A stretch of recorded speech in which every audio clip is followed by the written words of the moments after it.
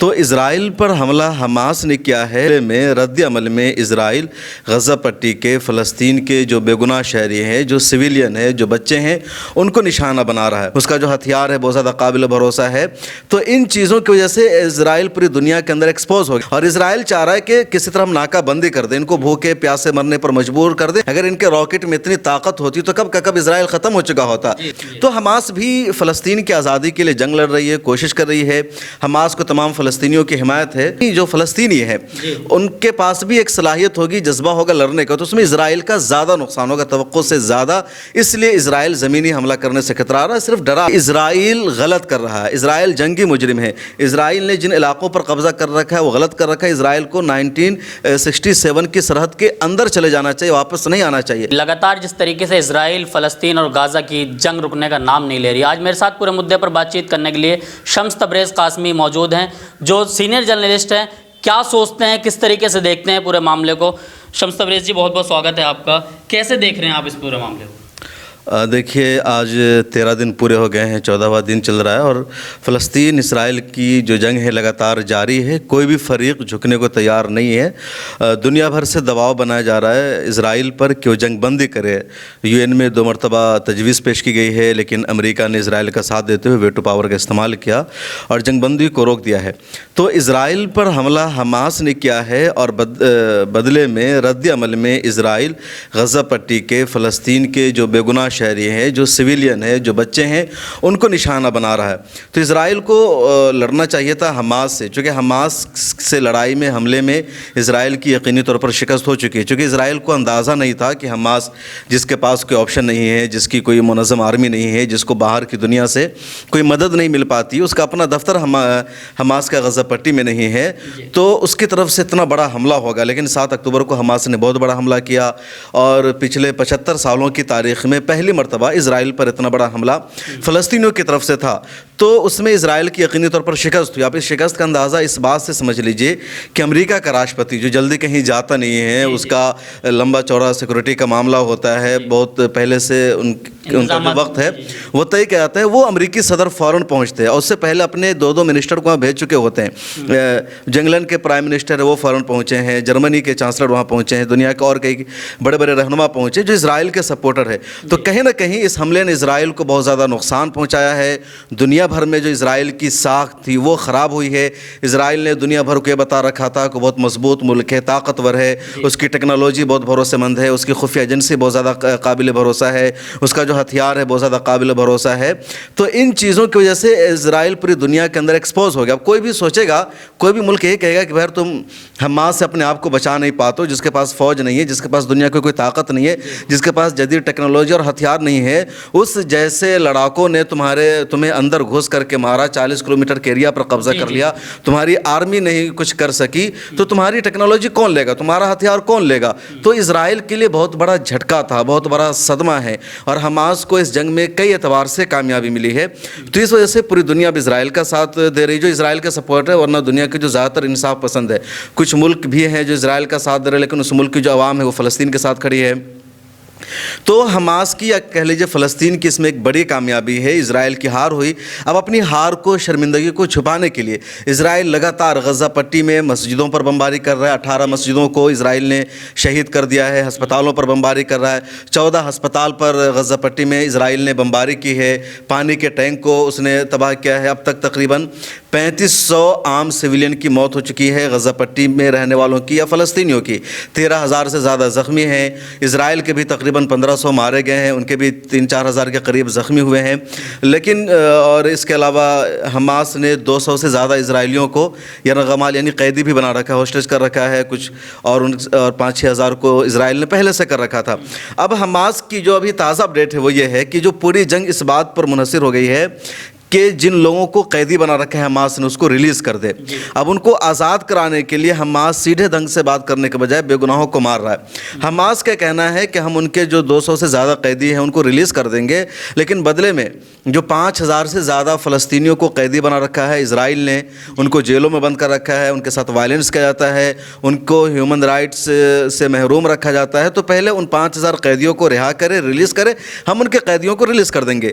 لیکن اسرائیل منمانی کر رہا ہے۔ اسرائیل بات ماننے کو تیار نہیں. اسرائیل چاہ رہا ہے کہ ہم غزہ پٹی پر بمباری کریں. غزہ پٹی میں کھانا کی فراہمی کو روک دیا ہے, ایندھن کی پہنچنے کو اس نے روک دیا ہے, دوا کو پہنچنے سے روک دیا ہے, سرحدیں پوری طرح سیل کر دی ہے. اور اسرائیل چاہ رہا ہے کہ کسی طرح ہم ناکہ بندی کر دیں, ان کو بھوکے پیاسے مرنے پر مجبور کر دیں. تو یہ مجبور ہو کر کے ہمارے جو شہری ان کے پاس ہیں قیدی, ان کو خود یہ ریلیز کر دے, اور ہمیں اپنے جو ہم نے ان کے قیدی بنا رکھے ان کو ریلیز نہ کرنا پڑی. یہاں تک معاملہ پہنچ گیا, اور اسی وجہ سے اسرائیل نے ظلم کی تمام حدوں کو پار کر دیا ہے. دہشت گردی اسرائیل کر رہا. پچھلے دنوں آپ نے دیکھا کہ اسرائیل نے الہلی ہاسپٹل پر حملہ کر دیا. ہاسپٹل کے اس حملے میں بیک وقت 1000 سے زیادہ لوگوں کی موت ہو گئی, ڈاکٹروں کی موت ہوئی, جو پیشنٹ تھے ان کی موت ہوئی, عام لوگوں کی موت ہوئی. اور وہ جو ہاسپٹل چل رہا تھا وہ کرسچن مشنری کے ذریعے چل رہا تھا. لوگوں کو توقع تھی کہ کرسچن مشنری کا اسکول ہے, جو سوری ہاسپٹل ہے, تو یہاں پر حملہ نہیں ہوگا, یہاں پر خیال کریں گے. لیکن عیسائیوں کا بھی خیال نہیں کیا اور ان کے ہاسپٹل پر بھی حملہ کر دیا. اور تاریخ کا بدترین واقعہ ہے. مطلب جنگوں کے کچھ اصول ہوتے ہیں, جیسے اسلامی تاریخ, اسلام کا جو اسلامی لٹریچر ہے, تو اس میں کہا گیا کہ جب آپ کی جنگ ہو کسی سے بھی, آپ کا دشمن کتنا بھی گھٹیا ہو, تو عورتوں پر حملہ نہیں کرنا ہے, بچوں پر حملہ نہیں کرنا ہے, بوڑھوں پر حملہ نہیں کرنا ہے, مریضوں پر حملہ نہیں کرنا, بلکہ مریضوں کی عیادت کرنی ہے. ہماری تاریخ میں موجود ہے, خود ہندوستان کی تاریخ میں جب محمد بن قاسم کی لڑائی ہوئی تھی ہندوستان کے راجہ داہر سے اس وقت میں, اور تقریباً آج سے یہ 1350 سال پہلے کی تاریخ ہے, تو محمد بن قاسم کی فوج نے جب انڈین فوج راجہ داہر کی قیادت مل رہی تھی اس پر حملہ کیا, تو محمد بن قاسم کو لگاتار جیت مل رہی تھی, راجہ داہر کی ہار ہو رہی تھی. تو محمد بن قاسم رات کو اپنے ڈاکٹروں سے, اپنے طبیبوں سے, دشمن یعنی راجہ داہر کی فوج میں آتے تھے, ان کا علاج کراتے تھے. لوگ ان سے کہتے تھے کہ وہ آپ کے دشمن ہیں, آپ ان کا علاج کیوں کرا رہے ہیں؟ تو محمد بن قاسم کا یہ جواب ہوتا تھا کہ ہماری لڑائی ایک آئیڈیالوجی کے لیے, ایک نظریہ کے لیے دن میں ہے, لیکن اگر کوئی بیمار ہے تو اس کا علاج کرانا ہمارا اخلاقی فرض ہے, انسانی فریضہ ہے, یہ ہیومن رائٹس کا معاملہ ہے, اس لیے ہم اس کا علاج کرائیں گے, وہ اچھے ہو جائیں گے, پھر جنگ کریں گے. اگر ان کو بات سمجھ میں آ جائے گی وہ ہم سے جنگ نہیں کریں گے, پھر ہم دونوں مل کر کے رہیں گے. تو یہ انسانیت ہوتی. تو مریضوں کو تو مارنے کا کوئی کنسیپٹ ہی نہیں ہے, اور پھر ہاسپٹل پر حملہ کرنے کا کوئی جواز نہیں بنتا. اور اب دیکھیں کہ جب غزہ پٹی کے ہاسپٹل پر اسرائیل نے فضائی حملہ کیا, اسرائیل نے شروع میں تسلیم کیا, نیو یارک کی اور دنیا بھر کے تمام میڈیا ہاؤسز نے کہا کہ اسرائیل نے غزہ پٹی پر حملہ کیا ہے, 500 لوگوں کی ہلاکت ہوئی ہے. لیکن جب یہ ہلاکت 500 سے اور زیادہ بڑھ گئی, 1000 تک کی ہلاکت کی خبریں آنے لگی, تو اسرائیل کو لگا کہ معاملہ الٹا پڑ جائے گا. اب تک دنیا بھر کی ہم کو ہمدردی مل رہی تھی کہ چونکہ پہلا حملہ جو کرتا ہے اس کو زیادہ الزام, اس کو زیادہ ملزم ٹھہرایا جاتا ہے, اس پر زیادہ آروپ لگتا ہے, حالانکہ پچھلی باتوں کو لوگ بھول جاتے ہیں. تو اس بنیاد پر جو لوگ تاریخ کو نہیں جاتے ہیں یا جو لوگ اندھا دھند اسرائیل کا سمرتھن کرتے ہیں, وہ اسرائیل کے تئیں ہمدردی جتا رہے تھے ایک بنیاد بتا کر کے. لیکن اس میں لگا اسرائیل کو کہ اب ہم بیک فٹ پر چلے جائیں گے, ہمدردیاں غزہ پٹی کو ملے گی, فلسطین کو ملے گی, حماس کو ملے گی, کیونکہ ہمارے حملہ میں 500 سے زیادہ لوگ بیک وقت مرے, ہاسپٹل پر حملہ ہوا. تو اس کے بعد اسرائیل نے اچانک جھوٹ بولنا شروع کیا اور کہا کہ غزہ پٹی پر ہم نے حملہ نہیں کیا ہے, بلکہ حماس کے راکٹ سے حملہ ہوا. پھر اسرائیل نے بیان تبدیل کر کہا حماس سے نہیں بلکہ جو ایک اسلامی جہاد گروپ ہے, فلسطین اسلامی جہاد, اس نے راکٹ داغا تھا اسرائیل پر, اور اس کروس فائرنگ کی وجہ سے, کروس نشانہ کی وجہ سے غزہ پٹی کے اس ہاسپٹل پر نشانہ لگا, اس کی موت ہو گئی. لیکن اسرائیل کا سراسر جھوٹ ہے. دنیا کا جو بھی سمجھدار شخص ہوگا وہ سمجھ جائے گا کہ کسی بھی راکٹ میں اتنی صلاحیت, طاقت نہیں ہوتی ہے کہ ہاسپٹل کی تمام چھتوں کو وہ زمین پر گرا دے, اس میں 1000 لوگوں کی موت ہو جائے, ہزاروں کی تعداد میں لوگ زخمی ہو جائے. کسی بھی راکٹ میں اتنی طاقت نہیں ہوتی ہے. اور ابھی اس راکٹ میں جو حماس کے لوگ یا فلسطین اسلامی جہاد کے لوگ بناتے ہیں, کیونکہ ان کے پاس جو وسائل بہت کم ہیں, اگر ان کے راکٹ میں اتنی طاقت ہوتی تو کب کا کب اسرائیل ختم ہو چکا ہوتا. فلسطین سے, غزہ پٹی سے روزانہ 1000 راکٹ داغے جاتے ہیں جب جنگ کا معاملہ ہوتا ہے, لیکن اسرائیل کے 1-2 لوگوں کی موت ہوتی ہے. اس مرتبہ اتنی ساری موت ہوئی دوسری وجہ سے, تو راکٹ میں اتنی طاقت ہے ہی نہیں. زیادہ تر راکٹ وہ ناکام ہو جاتا ہے یا گھروں میں آگ لگ جاتی ہے, کچھ ہو جاتا ہے, بس راکٹ سے اتنا ہی ہوتا ہے. تو اسرائیل صاف اب جھوٹ بول رہا ہے, اور دنیا کا ایک اصول یہ ہے کہ میڈیا پر ان کا قبضہ ہے, امریکہ ان کے ساتھ کھل کر کھڑا ہے. تو ایک نیریٹو یہ سیٹ کر دیا گیا ہے کہ بھائی جو اسرائیل کہے گا وہی صحیح ہوگا. اب انڈین میڈیا نے بھی اسرائیل کا اندھا دھند سپورٹ کرنا شروع کر رکھا ہے, تو انڈین میڈیا بھی اسرائیل کی باتوں کا سچ مان رہی ہے. تو یہ پورا چل رہا ہے. تبریز صاحب, جس طریقے سے لگاتار جو ہے پہلے امریکہ جو ہے وہ سمرتھن کر رہا تھا, امریکہ کا اس کا ایک بیان آیا کہ اگر غزہ پٹی میں اسرائیل کا گھسنا وہ سب سے بڑی ان کی غلطی ہوگی. تو کیا لگ رہا ہے کہ امریکہ نے پہلے ان کو آگے بڑھایا, اس کے بعد خود پیچھے ہٹ رہا ہے؟ دراصل یہ جنگ میں ایک ہوتا ہے کیا کہ نفسیاتی طور پر اپنے مد مقابل کو, اپنے فریق کو خوفزدہ کرنا, ڈرانا, ان کے دل میں دہشت پیدا کرنا کہ وہ لوگ دباؤ میں آ جائے. تو حماس کو تمام فلسطینی عوام کا سپورٹ ہے. حماس کچھ الگ نہیں ہے. حماس میں جو لوگ ہیں وہ فلسطینی ہیں, کوئی باہر کے لوگ نہیں ہیں. اور دنیا کا اصول ہے عموماً ہوتا ہے کہ کوئی بھی ملک جب جنگ لڑتا ہے, کوئی بھی کام کرتا ہے, چھوٹا یا بڑا کام ہو, تو پہلے وہ لوگ اپنی ایک سنستھا بناتے ہیں, کچھ لوگ اس سے جڑتے ہیں اور پھر وہ سنستھا پورے عوام کی نمائندگی کرتی ہے. اب بھارت کی مثال لے لیجیے. جب بھارت آزادی کی جنگ لڑ رہا تھا انگریزوں سے, برطانیہ سے, تو بھارت میں کئی ساری تنظیمیں تھیں جو آزادی کی جنگ لڑ رہی تھی. کانگریس بنائی گئی ہے نا, ہندو مہا سبھا اسی زمانے میں بنایا گیا تھا. ان لوگوں کا بھی ایجنڈا تھا کہ ہم آزادی کی جنگ لڑیں گے, حالانکہ وہ ہندوستان سے غداری کر رہے تھے. یا جمعیت علماء ہند اس زمانے میں قائم ہوئی تھی, خلافت مومنٹ. تو ان تمام تنظیموں کا جو بنیادی مقصد تھا ہندوستان کی آزادی کے لیے جنگ لڑنا, جد و جہد کرنا. تب یہ نہیں کہیں گے کہ اب کہیں پر کسی سے کچھ غلطی ہو گئی, کچھ ہو گیا تو آپ کہیں کہ نہیں یہ بھارت کی نمائندگی نہیں کر رہی ہے, بھارت کی تنظیم نہیں ہے, کیونکہ وہ بھارت کی آزادی کے لیے جنگ لڑ رہے تھے. سبھی کا مقصد ایک تھا, راستے الگ الگ تھے. تو حماس بھی فلسطین کی آزادی کے لیے جنگ لڑ رہی ہے, کوشش کر رہی ہے. حماس کو تمام فلسطینیوں کی حمایت ہے. تو اسرائیل نے کیا کیا کہ فوراً اپنی فوج کو سرحد پر پہنچا رکھا ہے. ابھی تک اس کی فوج وہاں پر تعینات لگی ہوئی ہے, اپنے ٹینکوں کو وہاں پر لگا دیا. اس کے بعد اسرائیل نے فوراً کہا کہ جتنے فلسطینی ہیں جو نارتھ غزہ میں رہتے ہیں وہ فوراً ساؤتھ غزہ میں چلے جائیں, ہم زمینی حملہ کریں گے تاکہ کوئی جو حماس کا نہیں وہ مارا نہیں جائے. لیکن وہاں کے عوام نے اس کو زیادہ سیریس نہیں لیا. کچھ لوگ گئے, زیادہ تر لوگ نہیں گئے. انہوں نے کہا کہ ہم یہی رہیں گے, مقابلہ کریں گے, ہم اپنی سرزمین پر اسرائیل کو نہیں آنے دیں گے. اب اسرائیل کو یہ چاہ رہا تھا کہ جب وہ تمام لوگ خالی کر دیتے تو حماس کے ٹھکانوں کو تباہ کرنے میں ان کو آسانی ہو جاتی. ان کے لیے بات سب سے زیادہ پریشان کن بنی ہوئی ہے کہ لگاتار فضائی حملے کر رہے ہیں, ایئر اسٹرائک کر رہے ہیں, بم برسا رہے ہیں. اس کے باوجود جو حماس کے کمانڈر ہیں, جو لڑاکے ہیں, وہ کہاں سے لگاتار راکٹ داغ رہے ہیں, لگاتار مقابلہ کر رہے ہیں, وہ مر کیوں نہیں رہے ہیں. انہوں نے کس طرح سرنگیں بنا رکھی ہے. کہا جاتا ہے کہ سرنگیں جو ہے سب سے بڑا ہتھیار ہے حماس کا, اور اسرائیل نے کئی مرتبہ ان سرنگوں کو تباہ کرنے کی کوشش کی ہے, لیکن ابھی تک اس میں کامیابی نہیں ملی ہے. تو ان چیزوں کی وجہ سے اسرائیل نے اپنی فوج کو لگا دیا اور دباؤ بنایا کہ وہ لوگ خالی کر دے. وہ لوگ گئے نہیں, وہ لوگ ٹکے ہوئے ہیں. حماس نے بھی کہا کہ اگر اسرائیل کی فوج زمینی حملہ کرے گی ہم پر تو ہمارے لیے زیادہ آسان ہوگا ان کا مقابلہ کرنے کے لیے. اور کئی سارے ایکسپرٹ اور تجزیہ نگاروں نے بھی کہا کہ جب زمینی حملہ ہوگا تو صورت میں ڈور ٹو ڈور لڑائی ہوگی, آمنے سامنے کی لڑائی ہوگی. تو بھلے اسرائیل کی آرمی زیادہ ہوگی لیکن ان کی عوام بھی ہوگی. تو کہنا ہے کہ کھل کر کے مقابلہ کریں گے, اس میں اسرائیل کا بڑا نقصان ہوگا. ابھی جو لڑائی ہو رہی ہے اس میں اسرائیل کا کچھ بھی نقصان نہیں ہوتا ہے. اسرائیل اپنا جنگی جہاز بھیجتا ہے اور ان کا جنگی جہاز جاتا ہے, کسی بلڈنگ کو نشانہ بناتا ہے, بم گرا کر کے واپس آ جاتا ہے. جو حماس کے مجاہدین ہیں, لڑاکے ہیں, جو فلسطینی ہیں, ان کے پاس ایسا ہتھیار نہیں ہے کہ جو ان کے ہیلی کاپٹر کو مار گرائے, ان کا مقابلہ کر سکے. تو بے بس ہیں. ان کا جہاز جاتا ہے, بالکل نہتے ہیں, ان کے پاس کچھ بھی نہیں ہے, اور گرا کر کے آ جاتا ہے. تو اگر زمینی لڑائی ہوگی, آمنے سامنے کو ہوگی, ٹھیک ہے, ان کے پاس ٹینک ہوں گے, لیکن ان کے پاس بھی تو بندوق ہوگا. بندوق نہیں ہوگا, کم سے کم یہ ہاتھی سے مقابلہ کریں گے, پتھر ہی پھینکیں گے, ان کی آنکھ ہوائی حملہ کر رہے ہیں. ہاں, تو ہوائی حملہ کرنے والوں میں ایک پکش مضبوط ہوتا ہے, دوسرا پکش بہت کمزور ہوتا ہے. اور جب زمینی سطح کا مقابلہ ہوگا تو کہیں نہ کہیں جو فلسطینی ہے ان کے پاس بھی ایک صلاحیت ہوگی, جذبہ ہوگا لڑنے کا, تو اس میں اسرائیل کا زیادہ نقصان ہوگا, توقع سے زیادہ.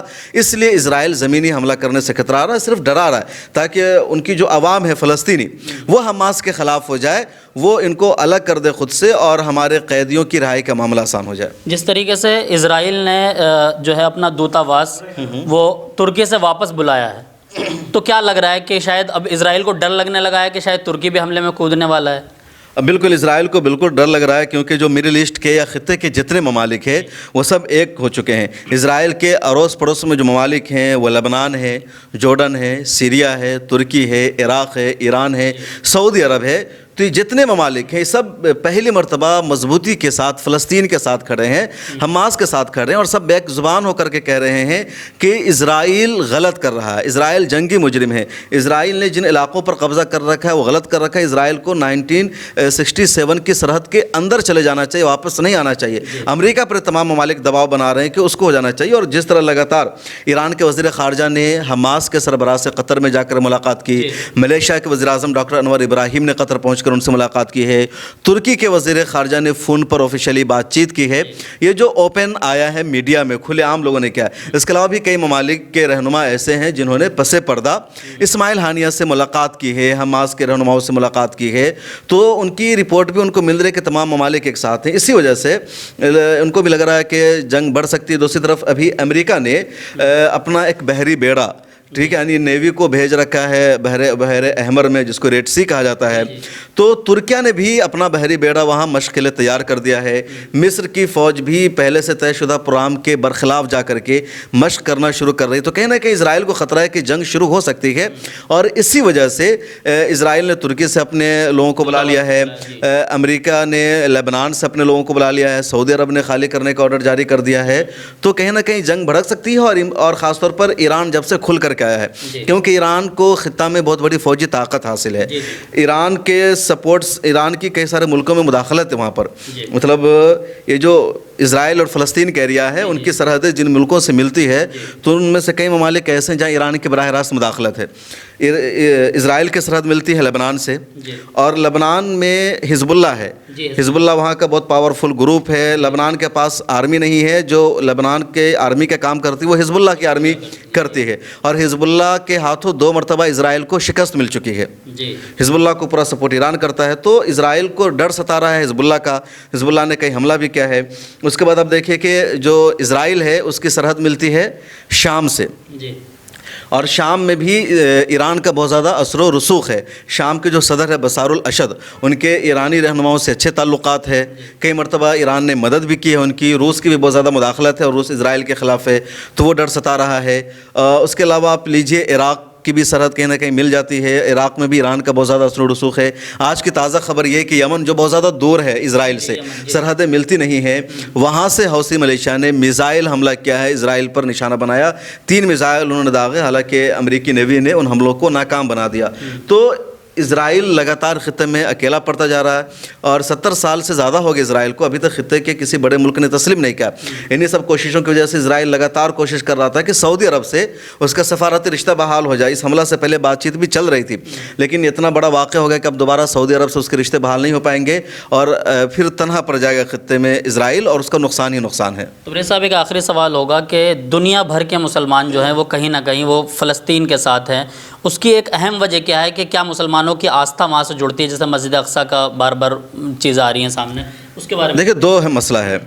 صرف دنیا بھر کے مسلمان نہیں, بلکہ دنیا کا جو بھی سیکولر انصاف پسند ہے وہ فلسطین کے ساتھ, اسرائیل کے ساتھ نہیں ہے. اور تاریخ سب کو معلوم ہے کہ وہ جو پورا ایریا ہے جس کو آج ہم اسرائیل کہتے ہیں, وہ پورا فلسطین تھا. اسرائیل نام کا ملک آج سے 76-77 سال پہلے تھا ہی نہیں.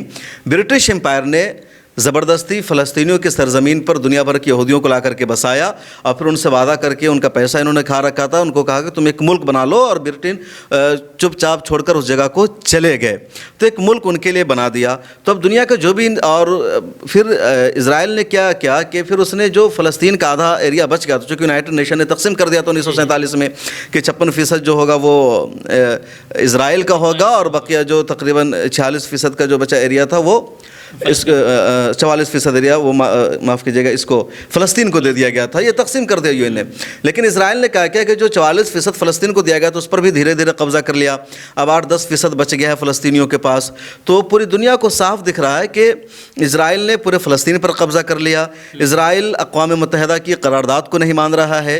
اسرائیل انٹرنیشنل قانون کی فرما برداری نہیں کر رہا ہے. اسرائیل روزانہ بم برسا کر کے اپنی پولیس کے ذریعے بے گناہوں کو, فلسطینیوں کو مارتا ہے. تو دنیا میں جو کوئی بھی انصاف پسند ہے, جس کے سینے میں دل ہے, جس کے اندر انسانیت ہے, وہ اس وقت فلسطین کے ساتھ کھڑا ہے.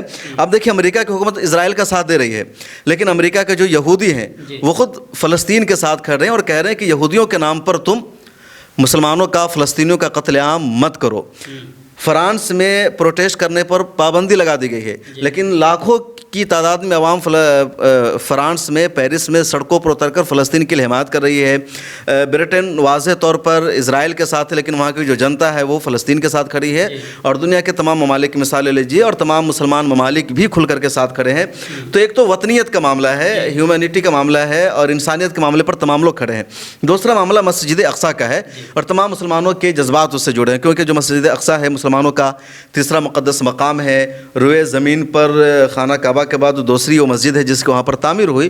تو تمام مسلمان اس سے محبت کرتے ہیں, اور اس کی آزادی, وہاں جانے کی تمنا, وہاں نماز پڑھنے کی تمنا ہر ایک مسلمان کے دل میں ہے. تو اس وجہ سے بھی جو دنیا کا کوئی بھی مسلمان اس سے لگاؤ, مطلب آستھا جڑی ہوئی ہے. جی بالکل, دنیا بھر کے مسلمانوں کی. جی بالکل. چلیے, بہت بہت شکریہ. ہمارے ساتھ شمس تبریز قاسمی صاحب تھے, جنہوں نے تحقیق کر کے تمام سوالوں کے ہمارے جواب دیے، اور میں یہ کہہ سکتا ہوں کہ اتنی تفصیلی جواب دینا بہت ناممکن ہے ایک عام لوگوں کے لیے. تو میں شکر گزار ہوں شمس تبریز صاحب کا کہ اتنا قیمتی وقت انہوں نے نکالا. ملت ٹائمز کو آپ کی ضرورت ہے، ہماری آپ مالی مدد کریں.